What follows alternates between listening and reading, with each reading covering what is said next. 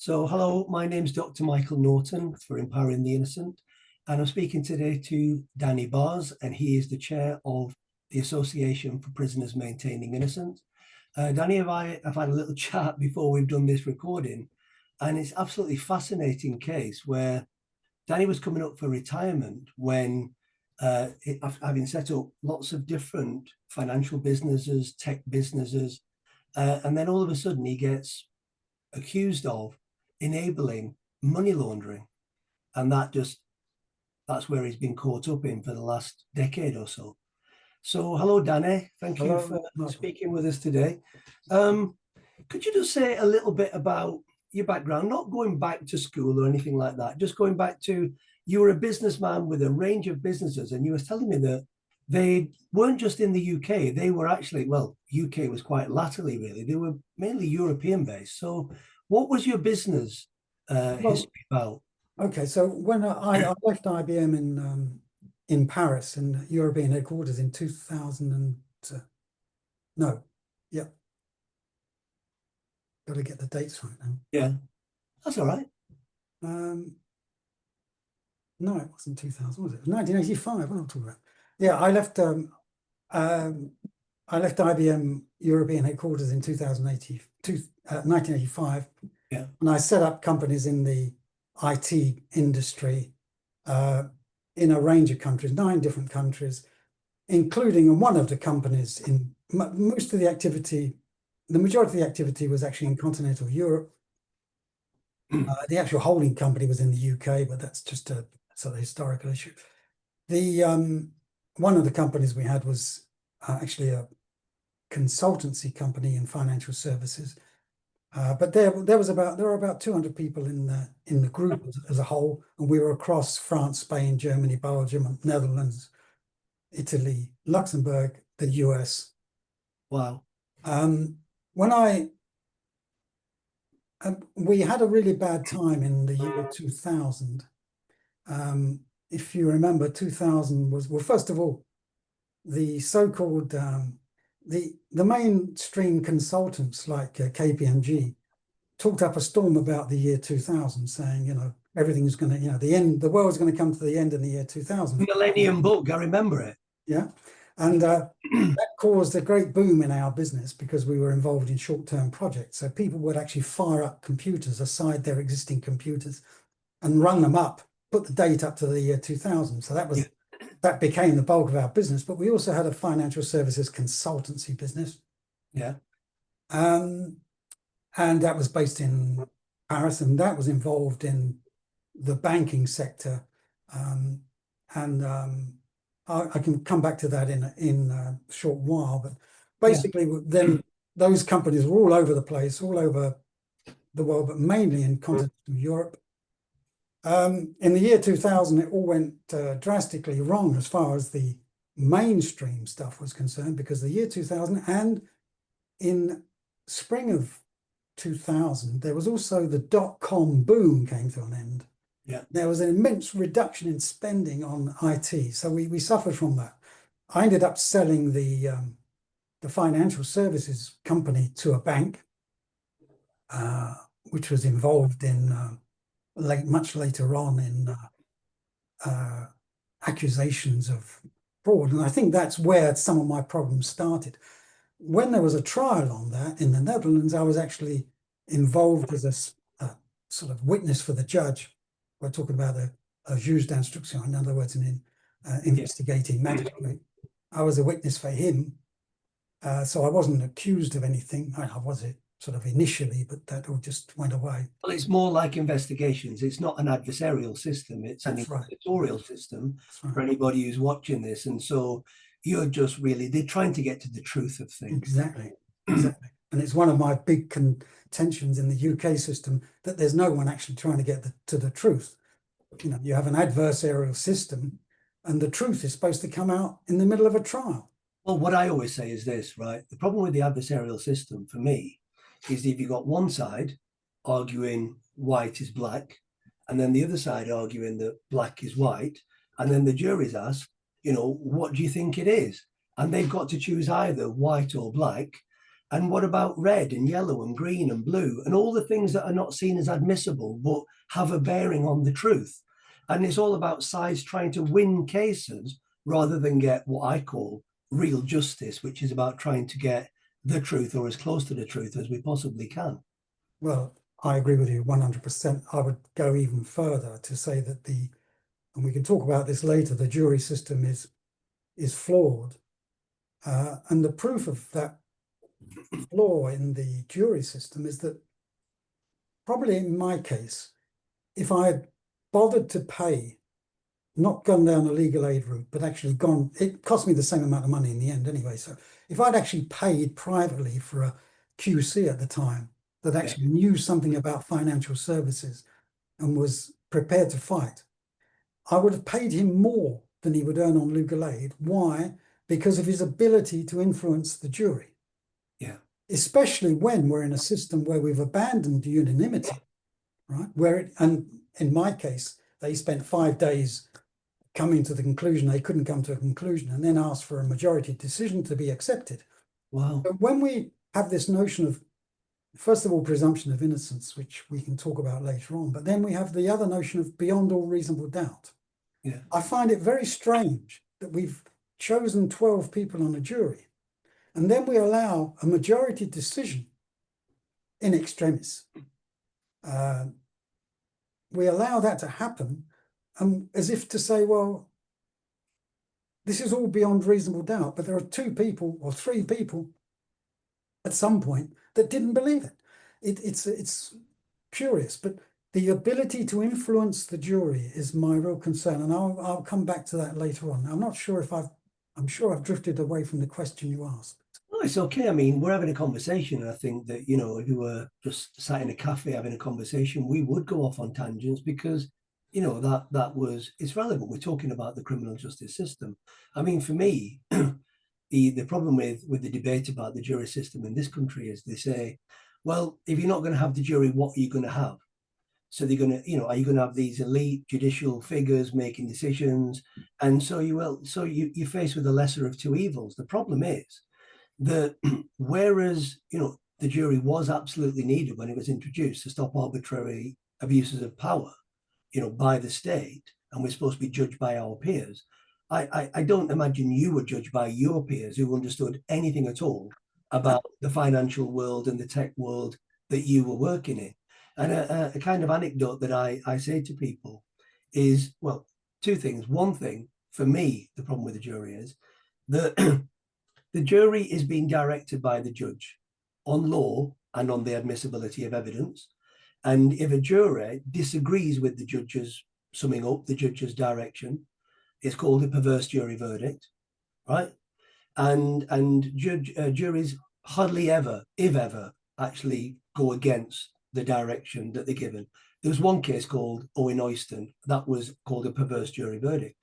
But I say, when you get a case where you prove that someone's factually actually innocent, like Andy Malkinson, 17 years in prison for a rape he did not commit, why does no one think, hold on, that jury that convicted him must have been perverse? And then the other thing I say is, I used to have this lady who cleaned my office at the university. Anyway, she said to me one day, I'm not going to be in next week because I'm on jury service. And I said, brilliant. And as she was walking off, she said, I hope he's not a rapist and I hope he's not a druggie because I hate rapists and I hate druggies.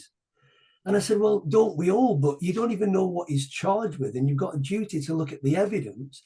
And, if the evidence doesn't support the allegation, you can't find them guilty.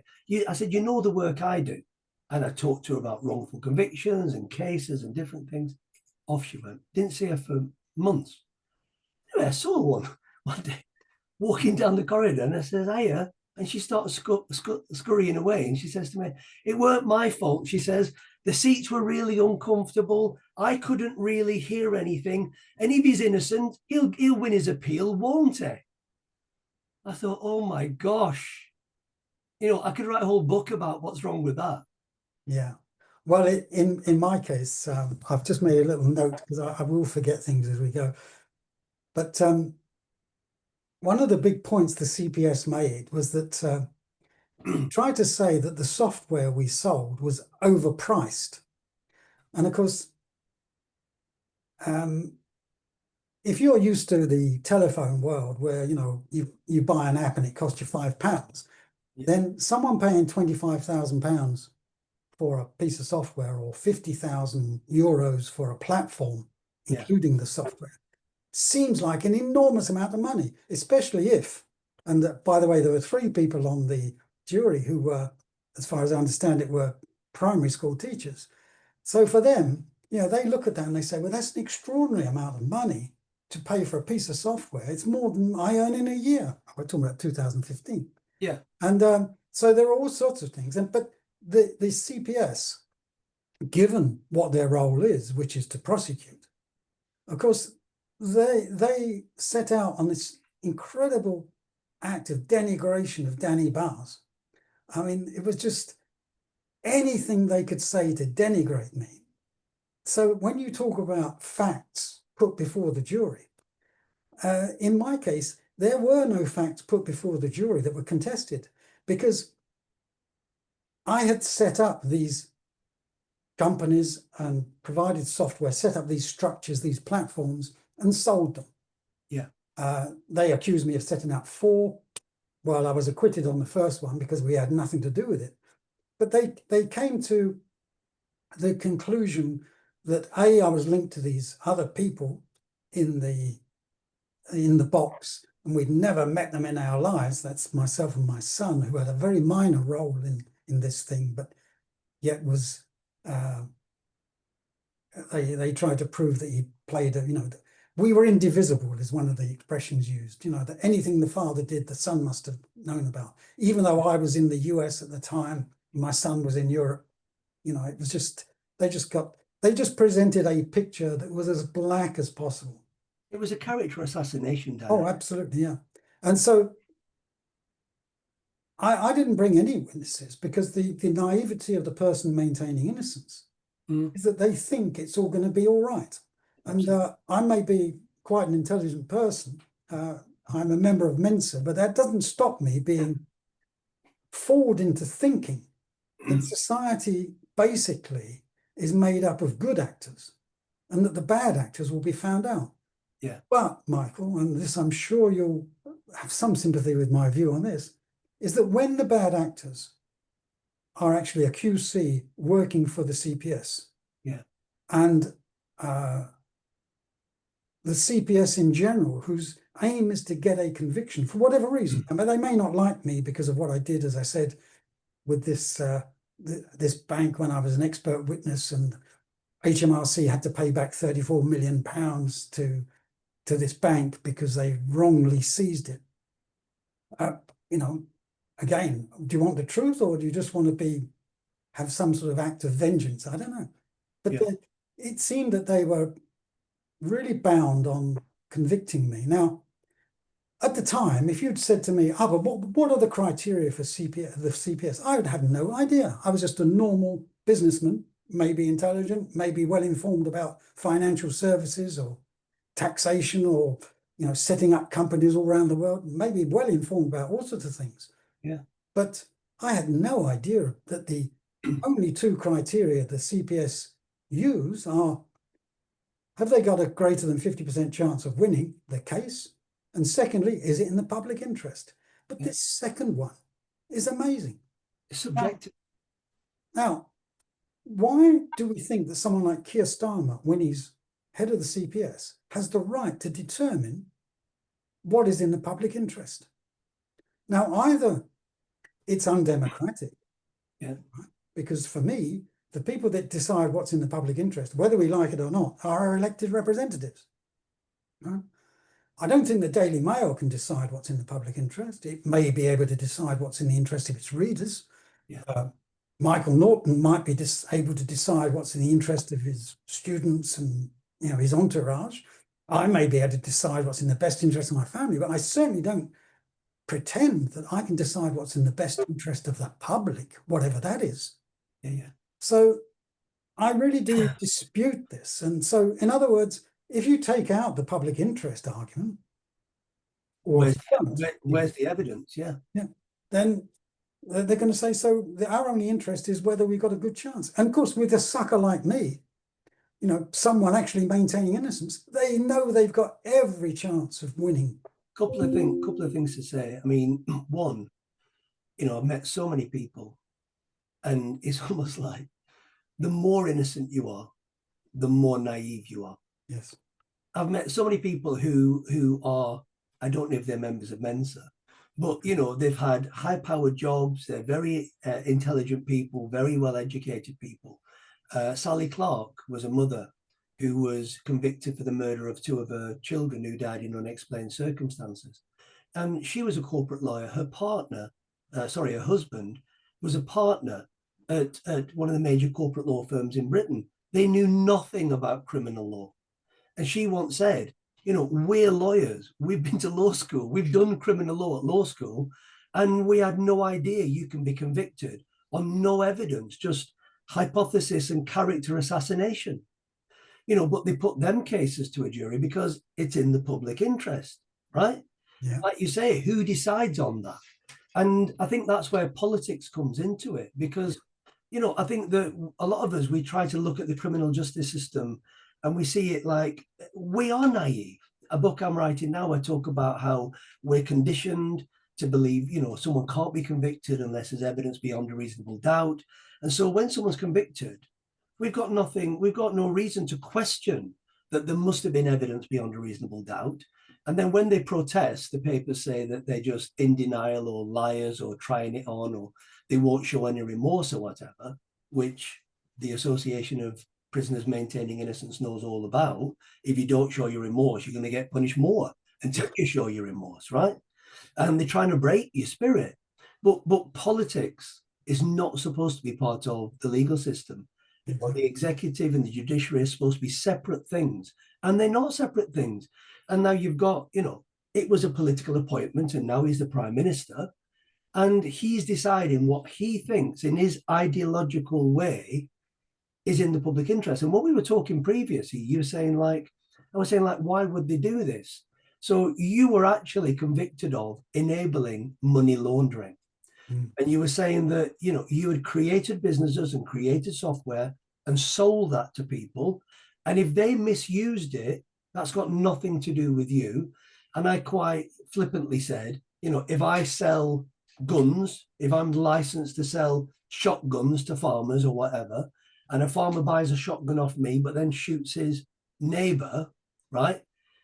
I said to you, what's that got to do with me? And you said, well, you'd be surprised, because now they're going after people like that. They're saying, I kind of am an enabler. So you became an enabler. And then I said to you, well, why would they do that? And you said, well, they hate bankers. They hate people who've got businesses. And so say a bit more about that. Why were they coming after people like you? Yeah. I'm not sure that they hate bankers, because they probably got bankers, they probably have dinner with and go to cocktail parties with bankers. I don't think it's that they hate them. But at the time, especially post 2008, 2009, coming back to the arguments about political interference, and we know this from the LIBOR case, which you and I have discussed, is that's, for me, was a purely political decision to prosecute those guys. But again, the incidents that took place in 2008, 2009 were part and parcel of that, let's get someone. Let's go after someone, and let's make sure that these enablers are deterred. And we can see this happening now. I mean, there's been pressure put on all sorts of corporate service providers to actually, and we see it even with landlords. A landlord's supposed to now determine whether his tenant is an illegal immigrant or not. I mean, this is where the system is going through lack of resources. What we're doing is trying to put pressure on people like me. So what they're trying to say is, no, if you sell that gun, or if you sell that company, or if you sell that software, you are responsible for what the guy was doing. And then the thing is that there's this notion of mens rea, which your listeners probably should look into, because it's a very strange thing, where a jury is asked to decide what was going on in my mind. Yeah. And well, there's just this kind of interject there. For people who don't know, for you to be guilty of an alleged criminal offence, you have to have the actus reus and the mens rea. And the actus reus is that you did an act. Well, you're saying, yeah, I created the software and I sold the software, right? But the mens rea is the guilty mind. So they're saying that you had a guilty mind, that when you did that, you kind of knew, you had the intention that you were building it for these people to commit fraud or launder money. Yeah. So in that sense, you had the actus reus and the mens rea. And I think you're saying you had no mens rea at all. Well, I mean, the timing of it. I mean, I thought this was obvious, to be honest. That's another reason why I didn't bother to go and get an expensive barrister, an expensive defense team. And I feel like an idiot now because I didn't, because it cost me the same amount of money in the end. So I might as well have gone off and, trawled around and found the best barrister that actually understood this. Yeah. But my legal team, I'll give you an example. My legal team said things like, well, we prefer to work on bits of paper. We still believe in paper. Well, this is all online systems. And I've got this defense team are saying things like, we prefer to work on bits of paper. I was sympathetic to Lammy last night when he said that people have got to realize that the prison system runs on bits of paper, that it's not an online system. And I have sympathy with that. Yeah. But again, coming back to my case. When Lammy was talking about the escapees. Yeah. A legal team that's reluctant. So when I said, well, look, let's do a demonstration of the software so that people can actually have some understanding. Oh, well, that will probably confuse the jury. Well, yes, I'm not only will it confuse the jury, but it confused my legal team. Had I spent more money then up front, and of course, that's very difficult, isn't it, when you think you're innocent? My attitude was when my wife said to me, well, maybe we should, you should be a bit more careful and get someone, I don't want to go and spend hundreds of thousands of pounds, to me, unnecessarily. Yeah. Unnecessarily. I said, but I'm innocent. So, I'll just let legal aid do it. Now, I was amazed that I actually qualified for legal aid, which is another strange, really weird thing. Yeah.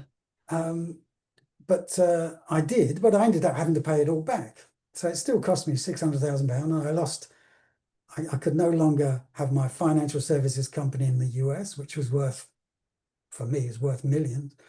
The company in the UK, which was worth millions. I couldn't do all of that. But, I'm not claiming poverty. No, because, I've been working a long time and I had very good pensions. Not that I'd ever paid into, but just that in those jurisdictions like Luxembourg and the US, where the more you pay in, the more you get back. And I'd earned a lot of money over the years. Yeah. So I had good pensions.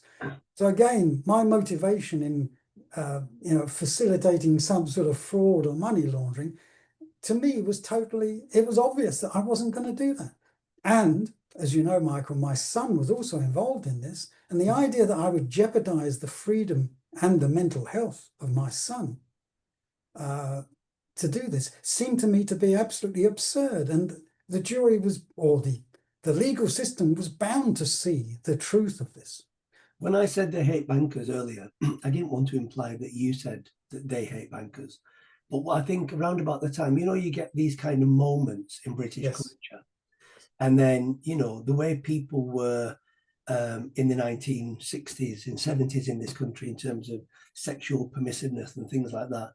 Today, today's kind of culture in terms of sexual permissiveness, well, it's a bit odd, really. It's a bit odd because, there's all kinds of different expressions of sexuality now that wasn't, I'm not saying they weren't around then, but certainly there wasn't the same LGBTQ plus movement that we have today. And yet there's also a puritanical aspect around today. So there was something called the Me Too movement. Yeah. Around about 2016, 2017. And when I said they hate them, what I mean is there was a global kind of recession. And when I say there were the newspapers certainly whipped the general public up into, to hating bankers and to hating rich people who made money. And it was always like, look at this person. they're running this bank, and yet, you know, they got a bonus, and yet the bank's lost money this year. You know, it's almost like off with their heads. And so I don't know if that moment in our culture actually coincided with when they're coming after you, wanting to like show that we are getting some of them. Yes, I think that's absolutely right. And that's the conclusion I came to. Now, of course, I've got no proof of this. But when I look at the attitude of the police towards me, naively, again, we come back to the person maintaining innocence. The guy that, I mean, at the time, I was involved in charitable work, as I am now because of APMI. But, you know, I felt I was contributing to society, and to be treated by the police as just another criminal that's obviously a liar. Everything I said for them was proving my guilt. You know, I would say things like, "Oh yeah, I know Gravesend. Yeah, I used to have a company in Gravesend. Ah, that's interesting." Yeah. Well, you know, if I was guilty, why would I? If I'd been involved, why would I have said that? I knew the story. You know, This is always the dilemma, isn't it? The dilemma is, you know, do you speak to the police and do you say as much as you know because you believe in truth and you believe you're innocent and you can't be convicted if you're innocent? Or do you do what most solicitors say is say nothing? yeah. And I've worked on so many cases where people said no comment in their interview, didn't give any evidence in their own trial.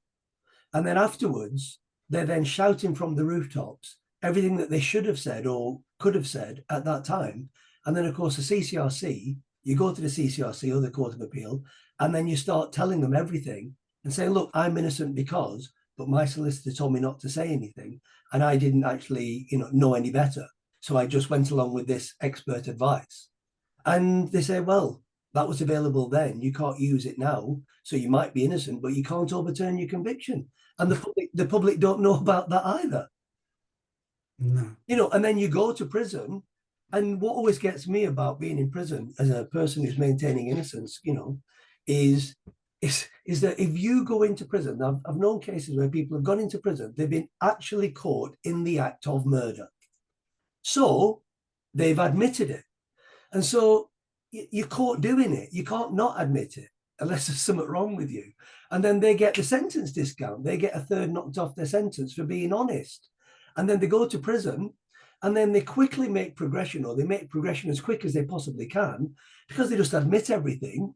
Every single box is ticked and they come out on life license and commit more murders. Yet the person who's maintaining innocence, who all the research shows is the lowest reoffending rate. One psychologist said to me once, yeah, of course, the reason why prisoners maintaining innocence are the lowest reoffending group is because they don't want people to know that they weren't innocent of the first thing that they did that they were convicted of. And I said, well, who cares? As long as they don't commit any other crimes ever again, who cares if it's because, you know, and it's bonkers. As you know, you end up in that Kafka-esque world. As you know, Michael, when I made my submission to the all-party parliamentary group recently, and I said that because of course people who maintain innocence are defined as by many in the prison system and many in the legal system as being in denial. In denial, yeah. And what I said in the House of Commons was that the people who are in denial are the political class that refuse to accept that there is a fundamental problem with the justice system. And when I say the justice system, I start at the policeman and I go right the way up to the appeal court. Absolutely. And although I agree with you and everyone that says the CCRC is terrible and everything, but just imagine if all we did was to increase the number of appeals that going through the CCRC, how is the appeal court ever going to manage? Absolutely. So well, in other words, this is why the CCRC is best seen as something which is preventing the public from seeing all of those appeals that would be going to the Court of Appeal, because everything's behind closed doors and people are very reluctant to criticize the CCRC publicly, because even if they've been rejected 3, 4, 5 times, the only place they can go to is the CCRC. Yeah. So nobody wants to criticize it. So it's a work of art. It's fantastic. It works. It does what it's meant to do. It's meant to stop the public knowing how many people are actually appealing against their convictions. But what I was going to say is, so you went to prison as an innocent man. You're in prison as a successful businessman. I mean, what's prison like for a man like Danny Bars? Well, there's a, I mean, first of all, I went to prison completely unprepared because, again, I was told by my legal team, look, don't worry, it's all going to be all right. The jury was out for a long time and eventually made a majority decision. But I wasn't prepared. I didn't have a bag. I was sort of dressed like this, but with a tie on. Yeah. And taken off down into the dungeons at Southwark and then off to Wandsworth.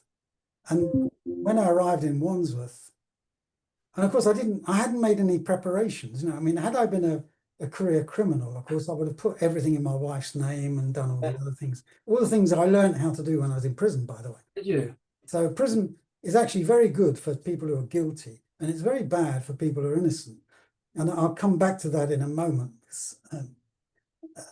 Anyway, so I arrive in Wandsworth. I was banged up, as they say, in one of the dungeons there with a guy in E wing, which is the induction wing or first night wing.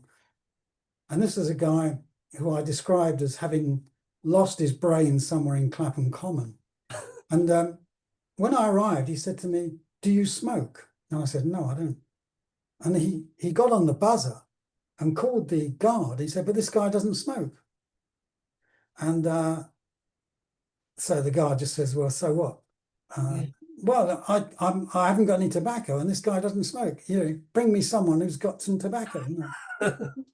And so anyway, I had the sort of normal issue tea bags, and I started to make a cup of tea. And he said, "Well, do you mind if I have some of that tea?" I said, No, take it, go on. Yeah. And he then rolled up the tea and smoked the tea. That's how desperate he was. And he was one of these people so it's all dark in this cell. And Did you go asleep that first night? Well, it was very difficult because he was watching the television all night. And it's sort of mindless, he loved the mindless television thing, which just drives me absolutely crazy. I mean, I seldom watch television apart from the news. Anyway, following day I was moved into C wing, and I didn't realize what the problem was. But C wing, at the end of C wing, is the vulnerable prisoners, VPs. So it's cut in half, but it's actually quite, by Wandsworth standards, you've got a separate toilet. So I had to share an open toilet with this guy, this nutcase. Oh my God. And of course, being my age, I was convicted when I was 66. And so, when you're 66, your toiletry affairs are quite, it's something of a mystery, isn't it? You're not too sure what's going to happen when. And but to share all that with some nutcases that was quite an experience. Wow. Anyway, I got on to C wing, and I shared a cell with a guy, and this was good. This is the good thing about the prison service. They put me in a cell with a guy called Graham, who was done for bribery. And he'd been a purchasing manager, and they say he took I think he did take a 10,000 or 20,000 pound bribe. But they extradited him from Thailand, and he wasn't even living in the UK, but because the company that bribed him was a UK-based company or something like that. Anyway, but we would sit there and we used to do crosswords.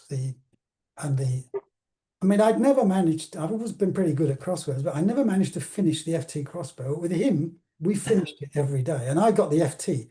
I think I was the only person in Wandsworth that actually got the FT every day. But I went to see the officer that looked after that part of C wing. And I said to him, "Worth, thank you very much for, it's a bit of luck that I got in with Graham." He said, "Luck had nothing to do with it. He said, I looked at your profile. We had to put someone in with Graham, so you went in there. Yeah. Graham, his job, he had a very responsible job. I can't remember what it was now.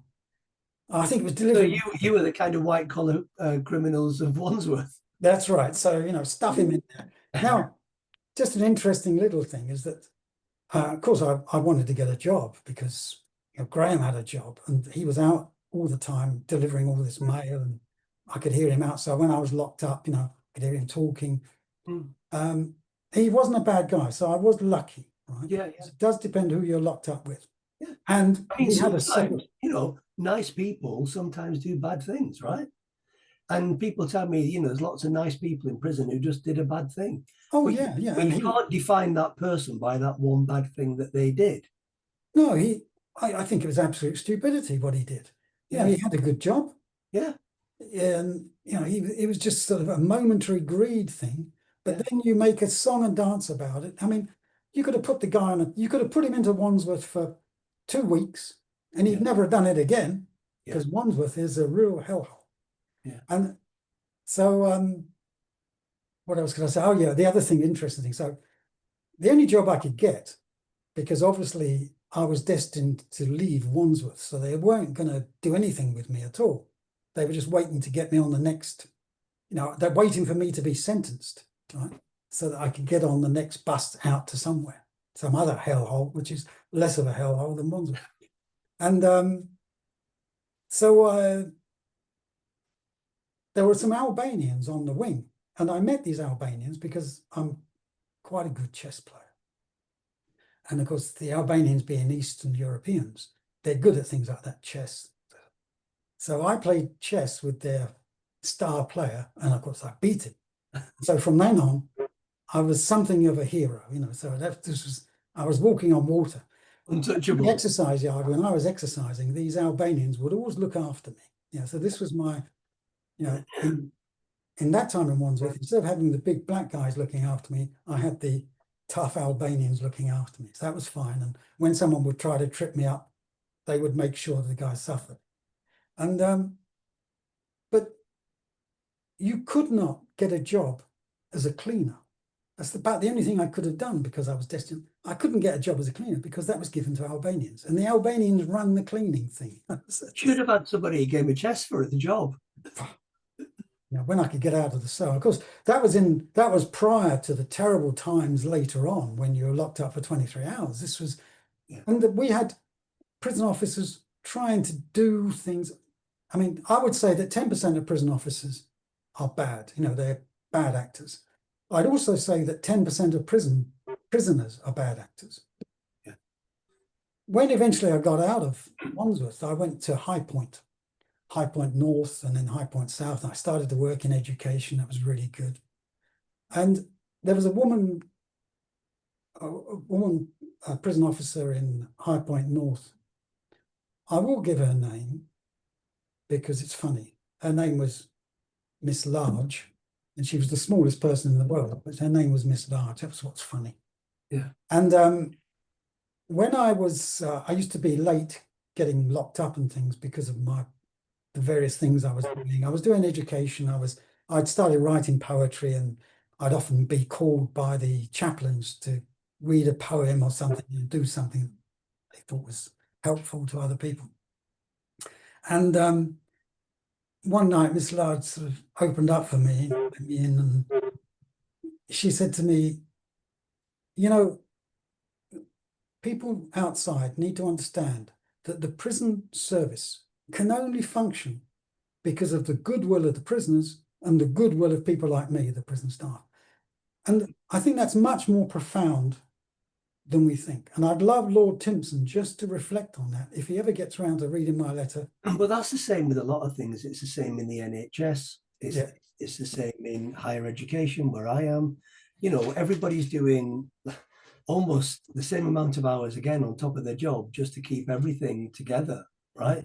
And as you say, you know, the ratios of prisoner to prison officer, if the prisoners didn't want to be there, it'd be very difficult to hold them there, wouldn't it? Oh, absolutely. And she's there on her own, tiny woman. Yeah, yeah. She's only got to open up 3 cells and that's it. They've got her keys, they've got everything, but they won't do Yeah. it because she's a woman and because she's small and because she's nice. And What's interesting about that one is that, so most prisoners, and it's a really nice way of putting it, you think are good actors, right? So most prisoners have done what they've been convicted of, and they accept that they should be in prison, and they just get on with it. Because what we're being told is everybody says they're innocent. And so when someone, that's what we're told. Everybody in prison says they're innocent, right?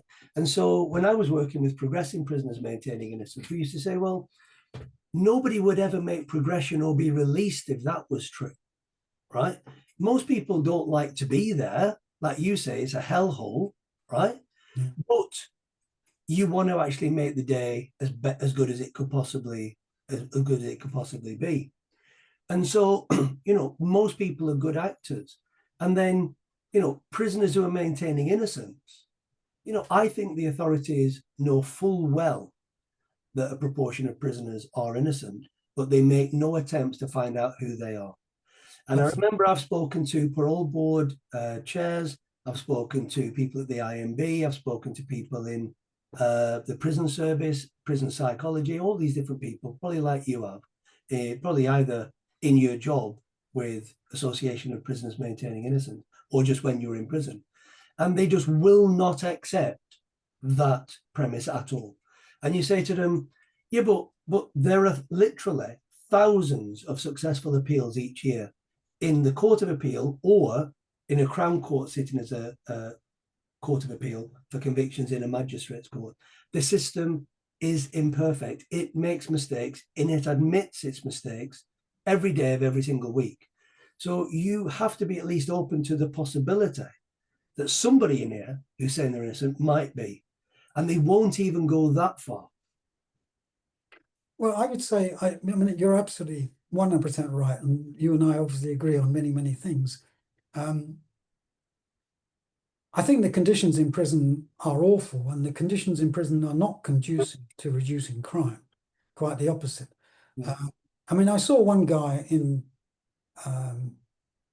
thinking which prison it was now, because I ended up going back into Wandsworth for a long time and back into High Down BCAT for a long time, because of extradition proceedings, by the way. But there was one guy there who'd been working in financial services, and he was one of these people that got involved in a boilerplate scam. Now, when we talk about good actors, bad actors, there's no question that his boilerplate scam, i.e. selling investments to people, and these investments were just going to go down the tubes and things like that. But I think people like him get dragged into a situation where they have to live up to a certain standard, right? Because of their wives that want luxury or because of their entourage or whatever it is. They get themselves into a financial mess where they cross that line. And that line is a very vague line, right? Between right and wrong, if you like, but between legal and illegal, And the line is very, very vague.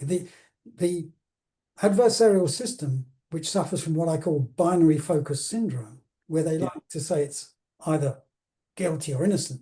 There's no allowance for that. But anyway, this guy that I befriended, he'd never taken any drugs in his life until he got to prison. He started smoking spice, and that's, that is the end of the world. So prison has taken this guy who could easily have been released on tag, which is one of my points. He wasn't innocent, right? Yeah. He wasn't he's certainly not of the criminal class. And when I say the 10%, I'm actually referring to those people who are a danger to society. Yeah. Right? This guy's not a danger to society.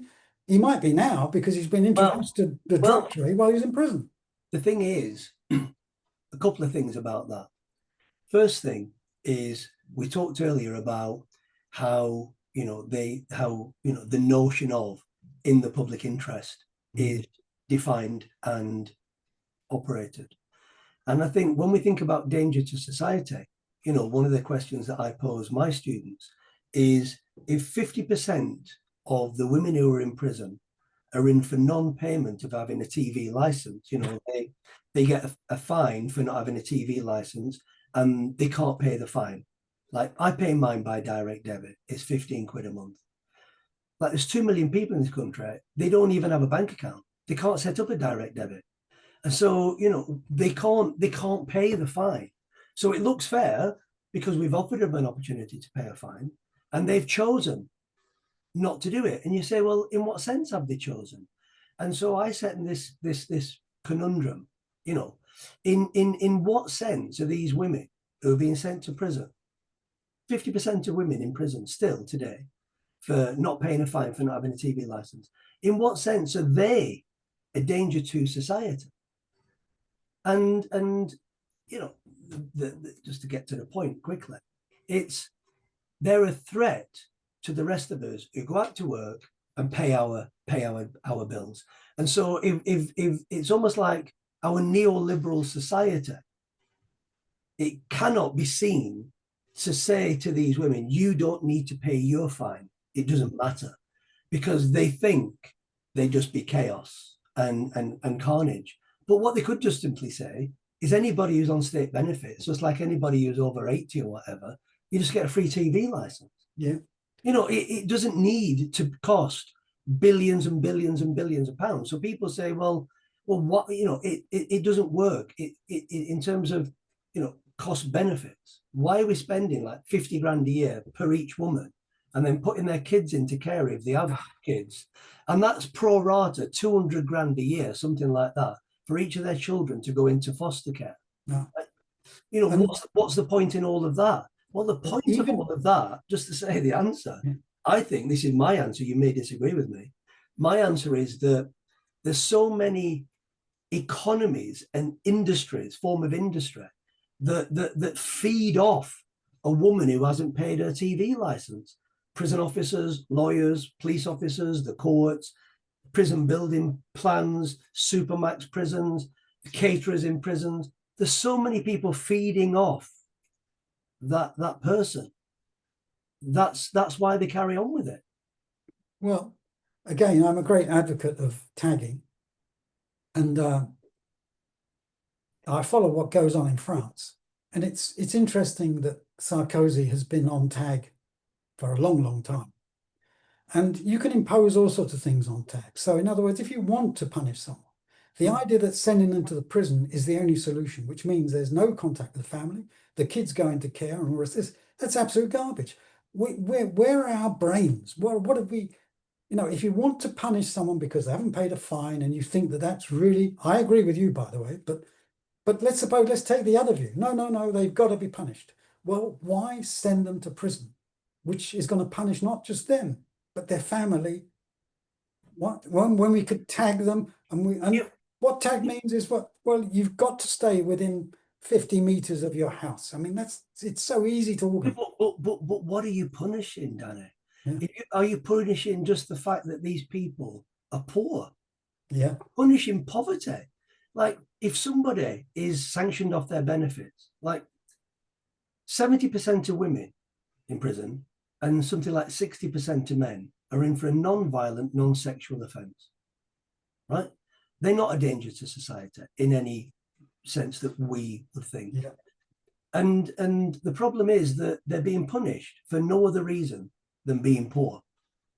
So the thing is, it's like if one of my students or if I don't drink, but if I went out and get drunk and I started to wee in a shop doorway, right, and the police caught me, or I got sick in the street and the police caught me, I'd get a fixed penalty notice for 60, 80 quid, and I'd just pay it and I'd be okay.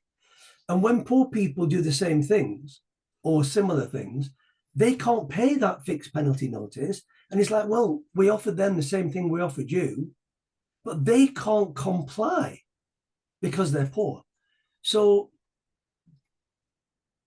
people are being punished for things that they're not making a free choice to not pay. They don't have the money.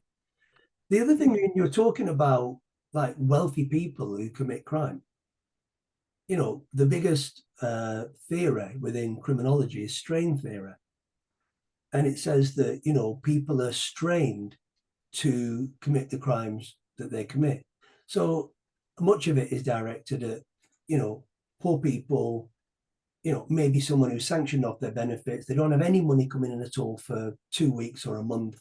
And then they go and steal some food. and they're strained into doing that. What's the alternative? Just die. Just don't eat anything, just die. And there are examples of people who haven't stolen things and they do just die. But people say, well, why do wealthy people steal things? And it's all relative, as you've just said. Within different circles, people have got different expectations. And some people who own £1 million property and have a yacht in Monaco, they may feel poor relative to other people. And so they also feel that strain to actually do things, which some of youth go, well, I would never do that if I was in their situation. But you're not in their situation, and lots of people in their situation do that. So if sociology is about trying to understand why people do what they do, you got to understand that wealthy people feel different types of strain. Yeah. I mean, I was in High Point with a guy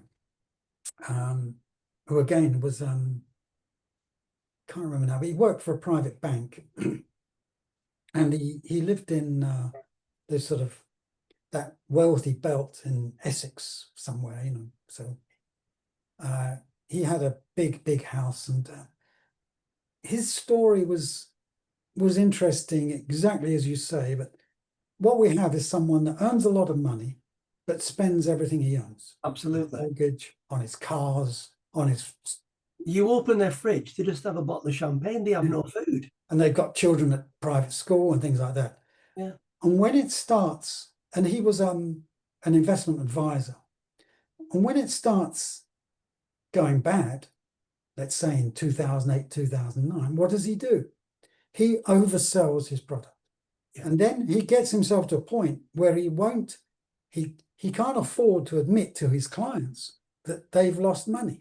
Yeah. So what does he do? He just says, I've got this great investment, invest more. And so it becomes a Ponzi scheme. And the idea that someone like that, leaves university and says, I'm going to set up a Ponzi scheme, is ridiculous. So these people are guilty of what they've done, that's for sure. But it's a one-off event in their lives. Well, in 1916, there was a Marxist called Wilhelm Bonger, and he said that capitalist societies are criminogenic. It doesn't matter if you're rich or you're poor. We just all want more. And so, some people are doing different types of economic crime, but, it doesn't matter how wealthy you are. If you can get something for nothing and not have to spend your money on it, lots of people find that very, very attractive, which is why very wealthy people try to, evade paying their taxes. Yeah. Or do the kind of things that you've talked about. And I was with a very wealthy man once, and my children had a lovely day out on his super yacht, this 80-foot super yacht boat thing that slept 10 people, I think it was called. What was it called? It was an Italian boat. Anyway, my kids had the best day they ever had. I think they wanted this chap to be their dad, not me. And they were like, oh my God. And I said to this chap, I said, oh, thank you so much for today. My children have had the best day of their life. I think they want you to be their dad, not me, And he was just staring out across the marina. And I said, is everything okay? He went, it's okay. And it cost a couple of million. He says, it's okay, but it's not that, is it? And so I realized that these really wealthy people, to me, they start to compare themselves with Abramovich, right? And he thinks he's poor. So as long as we have the kind of, this is what I think, as long as we kind of, have the division of wealth that we have, the way that if we organize society the way that we do, we're always going to have people doing economic crimes, rich and poor. Well, I mean, and sending them to prison, it's not going to make any difference. No, it's not. And the deterrent thing is, to me, is really weird, because some academic needs to really do a paper about deterrence, because, when those people have committed these sort of spontaneous acts of criminality, there is no deterrent for that. There can't be, can there? Because there's no it's not a pattern that they've set up. They've not, no one's emulated it. They just get themselves into a situation where, you know, they don't, for example, they don't want to tell their wife that they, you know, she can't buy that at the end of the month. They just can't bear it because she's saying, well, Gertie's got one of those, so I want one. Well, And that is why people who earn £1 million, they're expecting a bonus, you know, city traders. yeah. They're not going to get the bonus, so they climb on the top of Citibank and jump off because they're not going to get the bonus, but their salary was incredible.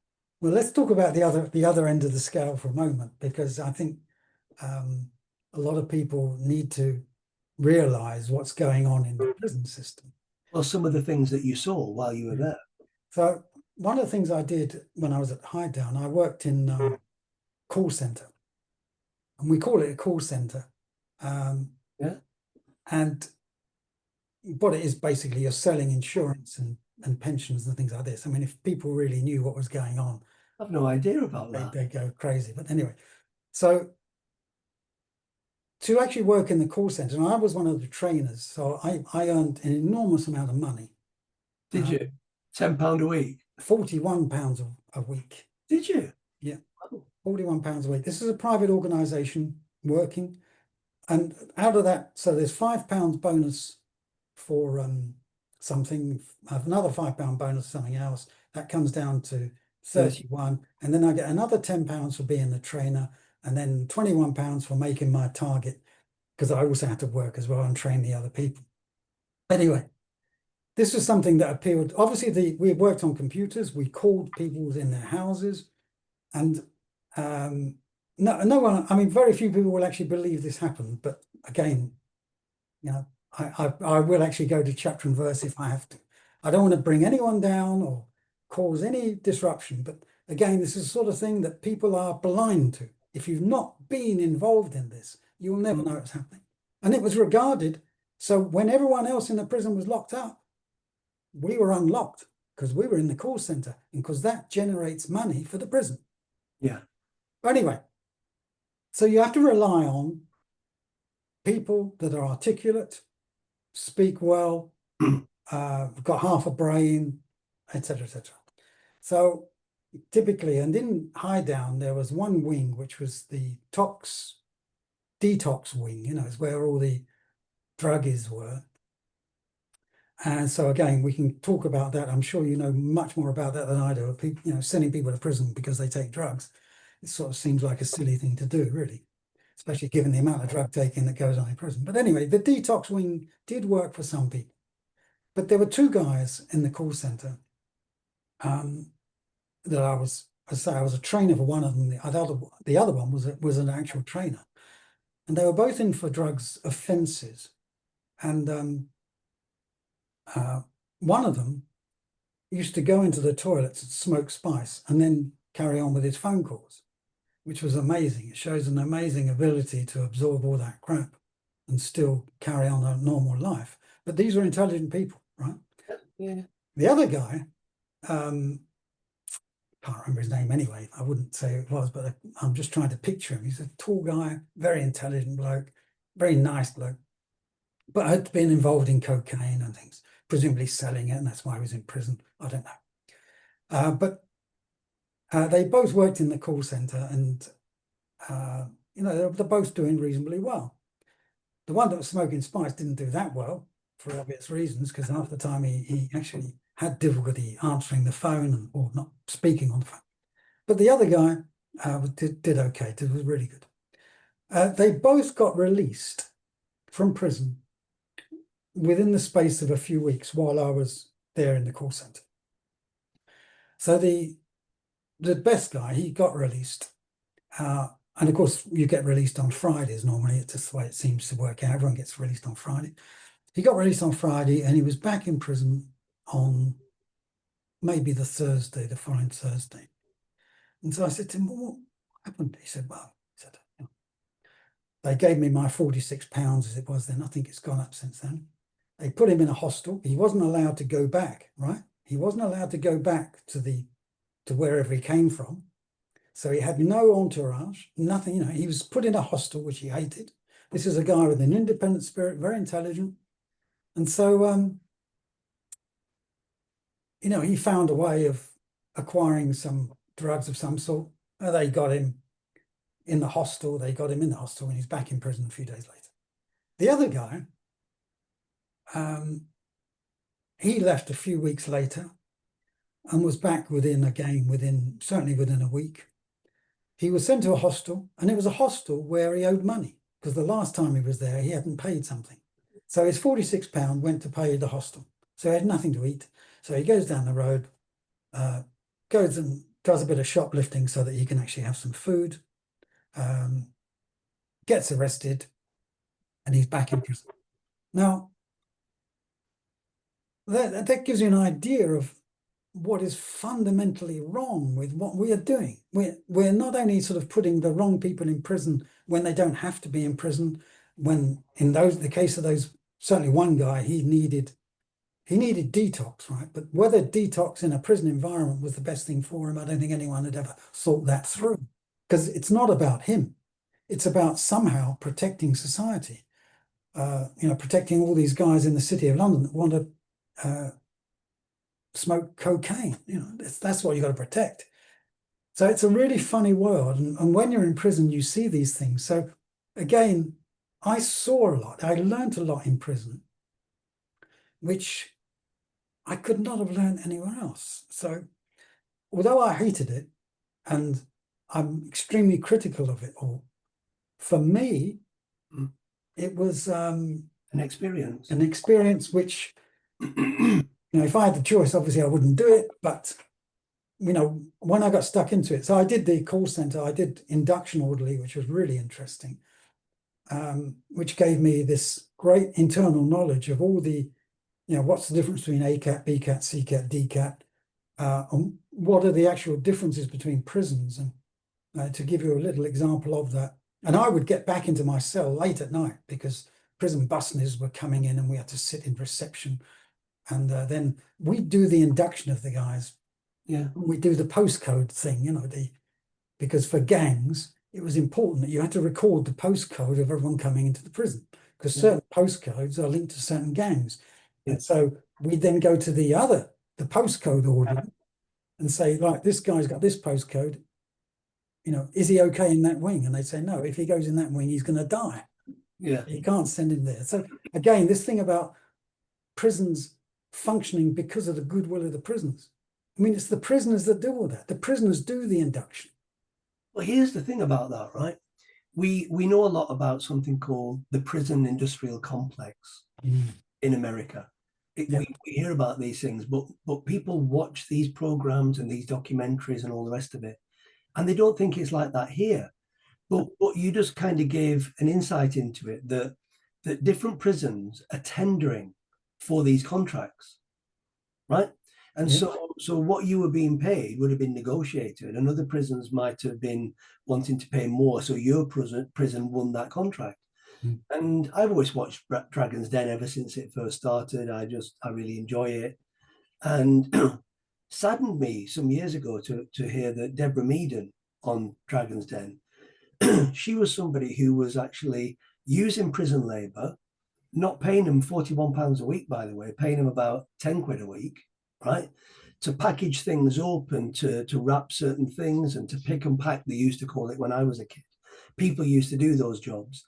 And now prisoners do those jobs, and the shops like Wilkinson was benefiting massively, so we're using these shops and we don't realize that the reason why these places are so reasonable in terms of their pricing is because it's effectively slave labor. Yeah. And Timson's there saying, we give 50% of our employees are prisoners. Well, it's only a certain type of prisoner. There's certain offences that he'll never give a job to, right? And people have argued that people who haven't committed a crime are disadvantaged now because a lot of labour is being done by people who've committed these kind of crimes. And it just creates more and more kind of conflicts and tensions within society. Right. Something I'm going to bring up, because you've raised something which again is one of my hot buttons. And I'm sure you've noticed this. Because of your time with PPMI, Progressing Prisoners Maintaining Innocence, now we've changed that to Association for Prisoners Maintaining Innocence, mainly because a lot of the progression problems have diluted, let's say. They're not gone away, but they're not as strong as they were in your day. Well, I have made all sorts of efforts to involve other charities doing other things with politicians and various other things. I've really gone out of my way to do that.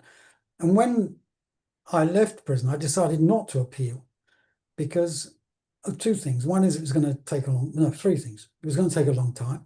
And of course, because of my age, by the time I left prison, you know, what am I going to do? Spend hundreds of thousands of pounds and then have a heart attack and not being able to do it all. But anyway, I gave the money that I reckoned I'd need for the appeal to my kids. And I also decided that, well, I've got enough money to live on, so I will sort of dedicate my life to doing good for other people, in particular with something that I've got lived experience of, which is the prison system. But one of the things I've noticed, and this you must know more than me, I just hope you agree with me, is that people like Timpson are obsessed with rehabilitation. And they come out with these stories about, you know, there's a triple whammy with rehabilitation. You take someone that's really, you know, in a bad way and you make them better. You take the onus off the prison system, and then you take the onus off take the weight off society. The guy's creating positivity for society. Great. It was the Gove type approach to this, the balance sheet approach. But of course, when someone is innocent, you can't rehabilitate them. And so what I find is that as I go around and I say, and people get very excited, but they never do much because they say, but, you know, are you involved in rehabilitation? Well, no, how can I be involved in rehabilitation? We're focusing on people who are innocent. You can't rehabilitate an innocent person. You can make their lives easier, right? Instead of, you know, accusing them of all these things, you know, put them on tag maybe, but, you know, there are lots of things you can do, but you can't rehabilitate the innocent person. Well, the thing is, again, we're getting a little bit semantic, a bit pedantic, but, you know, what do we mean by in the public interest? Yeah. And what do we mean by rehabilitation? And what I say is, how do you rehabilitate people who have never been habilitated in the first place? Because there's a kind of idea about what an habilitated person is, right? And so the people who end up in prison, they're low working class people. They're people who maybe, you know, in my day, we had a full employment society. I left school in the 1970s. I got an apprenticeship in an engineering company, was paid very, very well, could afford a house, no problem whatsoever. It was, you know, in England and Wales, in Britain, we had more or less a full employment society. In them days, there was relatively few people in prison, but when they went to prison, they were taught things like painting and decorating. They were taught things like general building work and things like that. And there was other education as well. But these days, there's far less of that because they're not going to get a job when they come out anyway. And people find it difficult. You know, you watch your news on TV and they'll say, oh, unemployment's just gone up. There's 2.6% unemployment now. And you think 2.6% of what? There's roughly 40 million people who are aged between 18 and 67 in Britain, right? Who can work, working age population. And there's 25% of that not in work. Now, a lot of those 10 million people don't think of themselves as unemployed because 3 million of them are in university.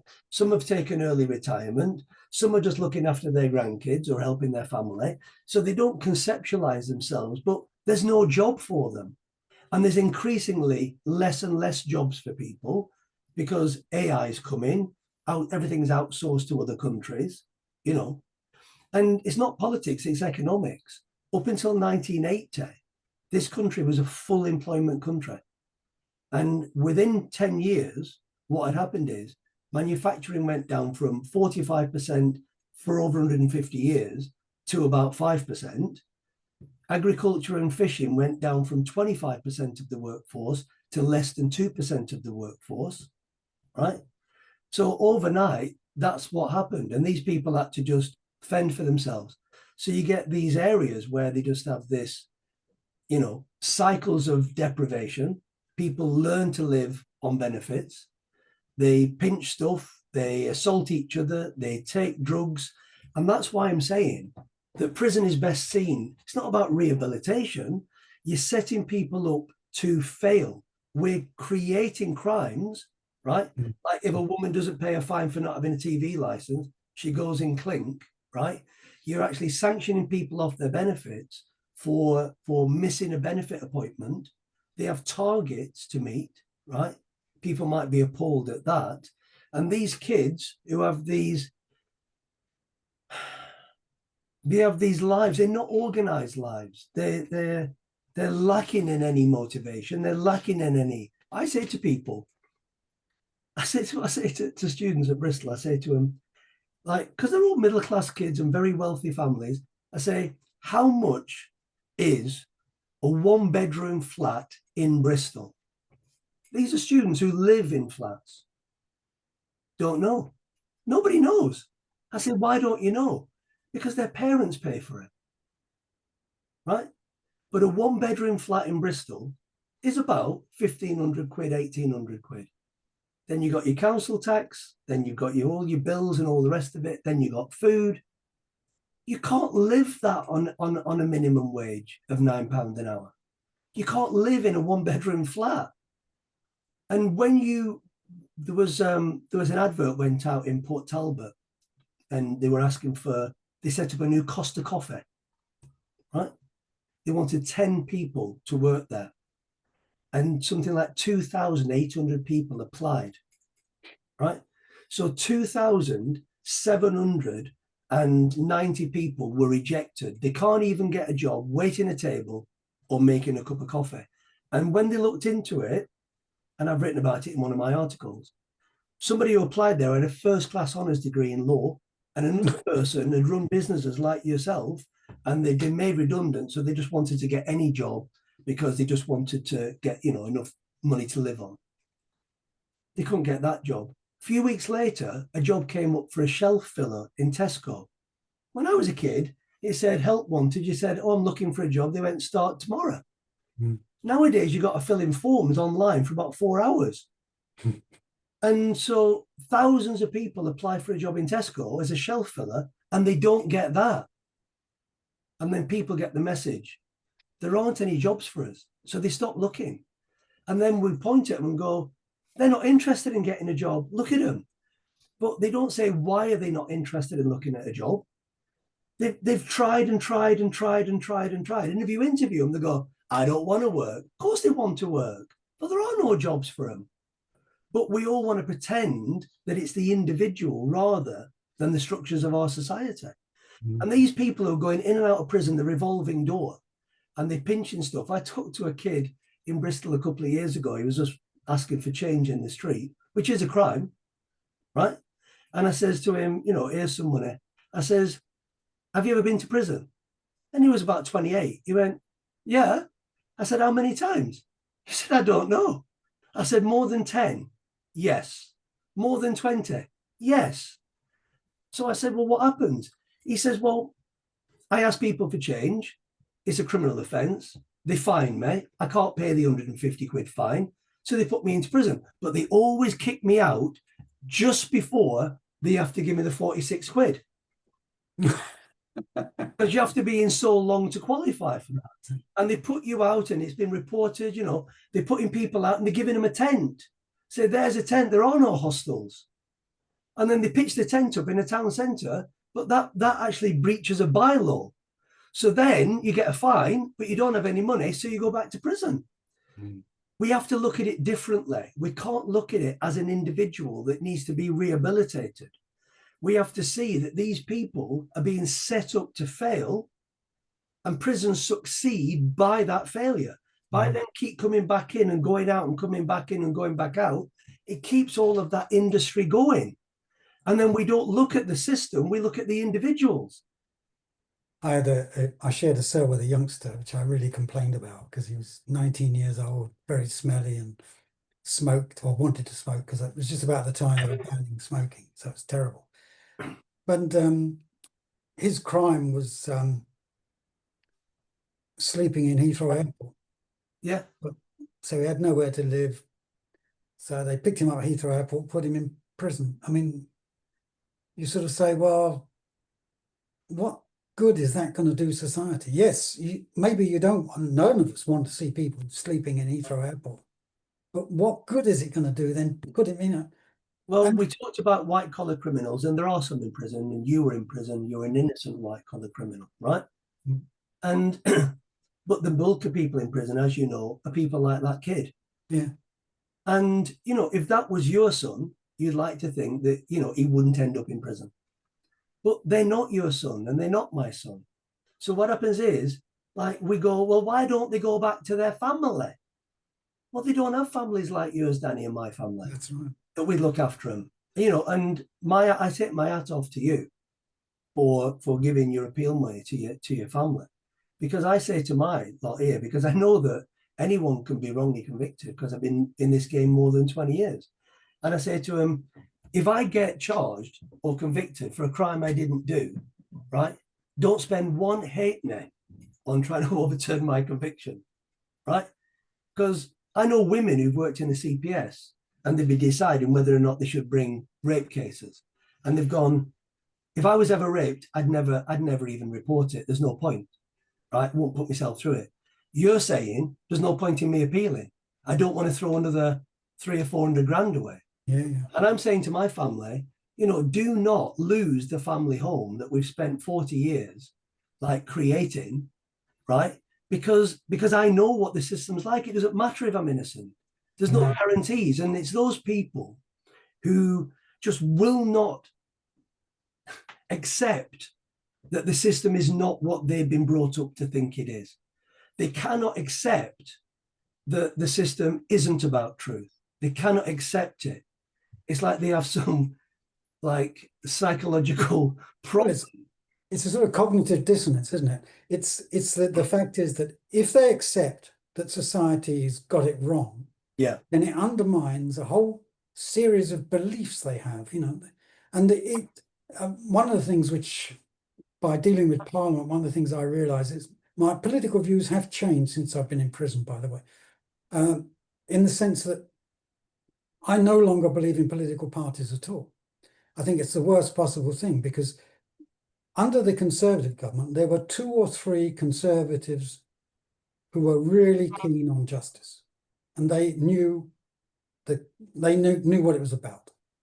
I could name them if you want, but I think you probably know them better than I do. Yeah. Now we've got the same thing with the Labour government. Yeah. Mainly, they will not undermine confidence in the justice system. And that's what's needed. We need to undermine just the confidence that we have in the justice system, because it's fundamentally misplaced. That confidence is what's stopping us actually improving the system.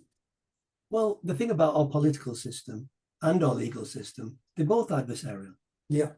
And so I've never agreed with political parties, because I think that, you know, if you're a Tory and you heard an idea from someone like Tony Benn, who I met on a number of occasions, you know, people back then, they had respect for Tony Benn, whether he was Labour, it didn't really matter. He was a man of substance who had the country at, you know, the best interests of this country at his heart. And you may disagree with certain things, but certain things you've got to say he's absolutely spot on. And there was a post-war consensus in this country that people nowadays may not remember, but about crime, about education, about healthcare, there was a consensus between the Conservatives and the Labour, because they knew you don't become divisive about those things. And really, it was about the economy. What they differed on was how to organise the economy. But again, when all of these changes happened with our labour market and the economy, what they started to do is they started to kind of bicker about crime and education and healthcare and things like this, because they couldn't control the economy in the way they used to be able to control the economy. And people seem to have been kind of fooled into thinking that politics now is all about arguing about, like, why can this country not just all agree, you know, there was going to be different views. Of course, there are going to be different views, right? But generally speaking, we don't have to disagree with a conservative just because they're a conservative, if it's the right idea. And we don't have to disagree with someone from the Labour Party or the Green Party or whatever, or Screaming Lord Such, just because he's from the Raving Monster Loony Party. If it's the right thing to do, we should all get behind it. Oh. Everything's about dividing us, Danny. Yeah, I totally agree with you. And I'm going to leave you soon, so I'll just give you a little quote that happened. Is that a threat or a promise? No, it's a promise, because it's coming up to I've got to worry about my wife a bit more. But I was at a meeting with Lord Kinnock was there, Neil Kinnock. Yeah. So, you know, think what you like about him, but you know, he's been through the mill as a politician, and now he's a lord, which disappointed me that someone like that would accept a lordship, but that's neither here nor there. And I was at this meeting, and he said something, I believe, without thinking through the consequences of what he was saying.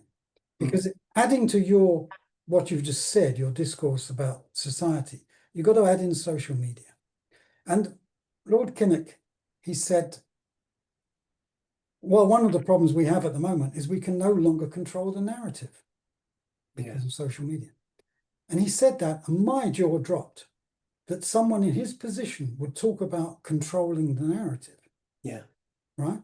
But this is what happens with politicians, whether it's Lord Kinnock or whether it's anyone else, is they end up doing this very similar thing to what we're talking about, where the police, when they investigate, they create a narrative, right?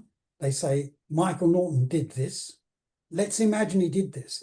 And then they backfill it all and say, okay, well, he said this, and he said this, and he said this, or it's circumstantial. And then they build it into a case, which has got no facts in there. It's just... well, what they call it is hypothesis in rather than facts out investigation. And it's just interesting that the social media thing has made that so much more difficult for the political class to actually bolt that down, you know. Whereas if we go back to the Lord Stansgate's time, as I call him rather than Tony Benn, you know, there was a general consensus about a whole stack of things. And why was there a consensus, Danny?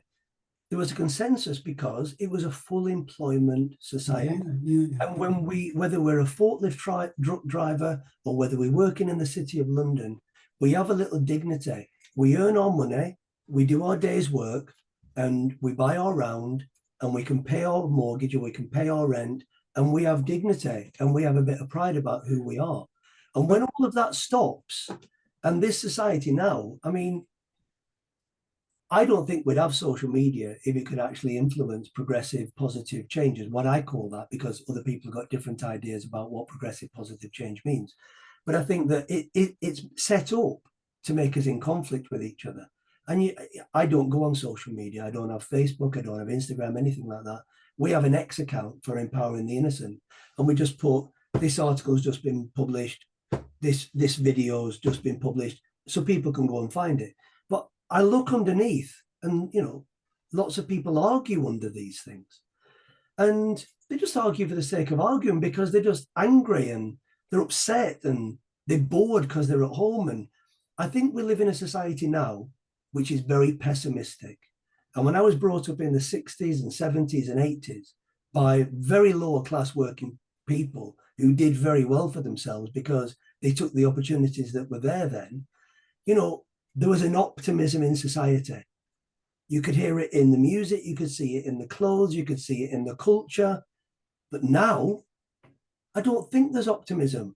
Even very, very wealthy people. I work with people, and there can be two people, and they're both professors at my university or any university, and they're bringing in over 200 grand a year. They think they're poor. They have their kids in private schools, and the third, fourth week of every month, when they're waiting for their salary to come in, they bring in a packed lunch because they can't afford to go to prep. Because mortgages are so high, and they don't just want an ordinary house. They want a £2 million house because that befits their status. And so even very, very wealthy people now think they're poor and they don't have the capacity for empathy for people who are actually not doing well. And that's the media and social media, because we look down on these people, right, who've just been thrown away. And what people don't realize, that these people came from parents and grandparents that had dignity, right, and went to work and were good British stock. Everything's about the economy. And these people now who don't want to give a pound to a homeless person in the street, they could be homeless themselves in 5 years' time. Mm. Well, a lot of things have changed. And when I said to you that my first job when I left school was in the Ministry of Defence in applied ballistics as a scientific assistant, I started work there. I really didn't get on very well at school. Were you 16 then? Yeah, I was 16. The day I was 16, I couldn't start work until I was 16. Yeah. But the day I was 16, I started work in London, in Kensington High Street, in what was Charles House, which doesn't actually exist anymore. There's another building there now. Yeah. But in those days, that was not seen as some sort of failure, right? It was seen as a great success to be able to work when you're 16. Absolutely.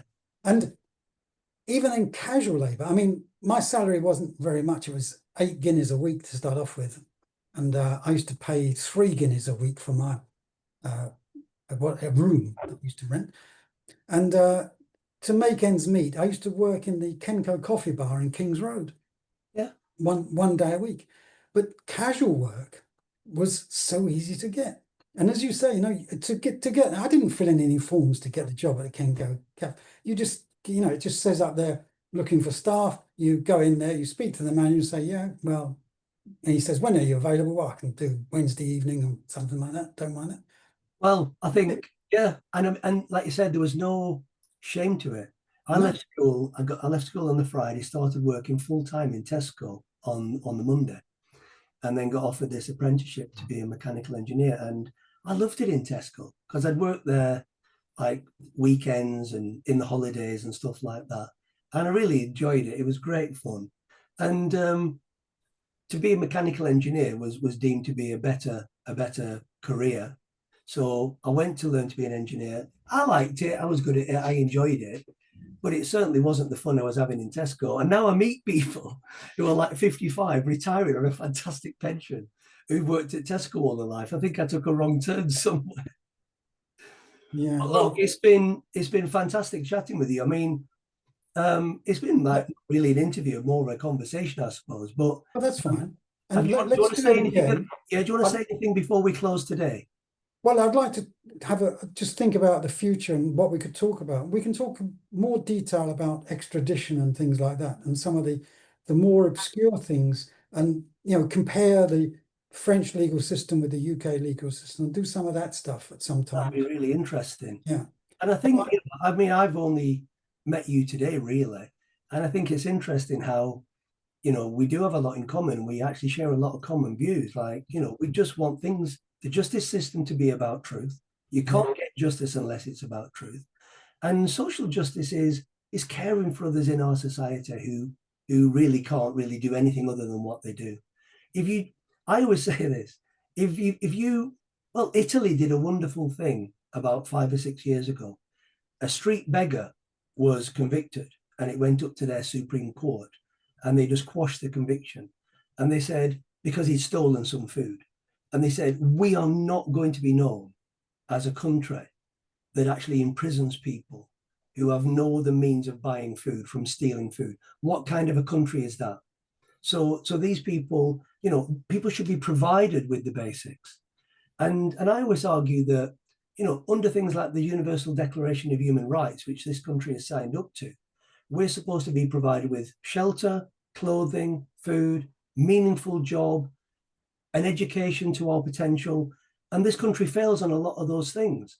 And then what happens is, like I said, if someone gets sanctioned on their benefits and they don't have any money coming in for a month, not one penny, what else are they going to do but do some of these things?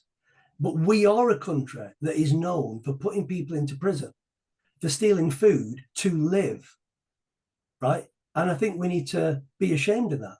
personally.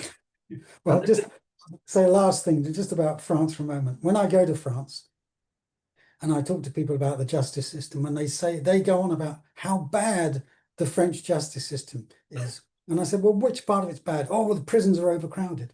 Really? Not like you've got no idea. But they look across the channel and they say, well, it must be better than what we've got. Oh no, it's not. It's far, far worse. But we'll talk about that another time, Michael. Well, that's it. We need people like you, voices like yours that have actually experienced these things to enlighten us about these things, because I had no idea that when I pick up the phone and it's someone selling me insurance and I say, thank you so much for calling me today, but I don't have the time. Now I'll give a bit more time, because it could be someone like Danny giving me a call. Yeah. Well, £41 a week, by the way, is quite a lot for a prisoner, but it's not much for the average. It's certainly below the average wage, isn't it? All right. All right, Michael, lovely speaking. Let's do it again. Bye for now, Danny. Thank you. Bye-bye. Bye-bye.